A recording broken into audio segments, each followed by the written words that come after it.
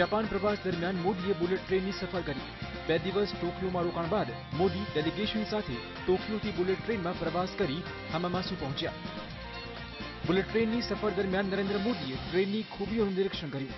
નજીકના ભવિષ્યમાં જ અમદાવાદથી મુંબઈ વચ્ચે બુલેટ ટ્રેન દોડશે, ત્યારે નરેન્દ્ર મોદીએ રસપૂર્વક ટ્રેન અંગે ઝીણામાં ઝીણી વિગતો જાણી હતી।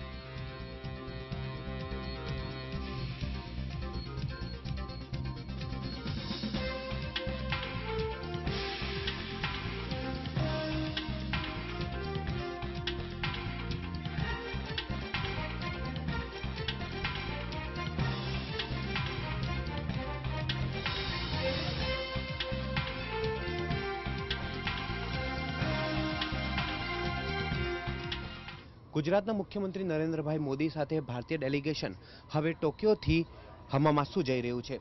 બુલેટ ટ્રેનમાં બેસ્યા છે બધા જ ડેલિગેશનના સભ્યો અને આ બુલેટ ટ્રેનની જેમ જ મુખ્યમંત્રી નરેન્દ્ર મોદી ધોલેરા, ગાંધીનગર અને અમદાવાદના વચ્ચે આવી જ બુલેટ ટ્રેન દોડાવવા માંગે છે। સાથે સાથે મુંબઈ, પૂના અને અમદાવાદને વચ્ચે જે મેટ્રો રેલનો પ્રોજેક્ટ છે એને માટે પણ આવા જ પ્રયત્નો થઈ રહ્યા છે કે આવી બુલેટ ટ્રેન એના વચ્ચે દોડે, તાકી લોકોને વધુથી વધુ સહાયતા મળે, વધુથી વધુ સફરનો આનંદ લઈ શકાય। ઉલ્લેખનીય છે કે અમદાવાદ મુંબઈ વચ્ચે સાકાર થનાર બુલેટ ટ્રેનના પ્રોજેક્ટનું કામ જાપાનીઝ કંપની સંભાળશે। તેવા સંજોગોમાં બુલેટ ટ્રેનની ખૂબીઓ જાણવા માટે નરેન્દ્ર મોદીએ ખાસ હામામાસુ સુધી પ્રવાસ ખેડ્યો।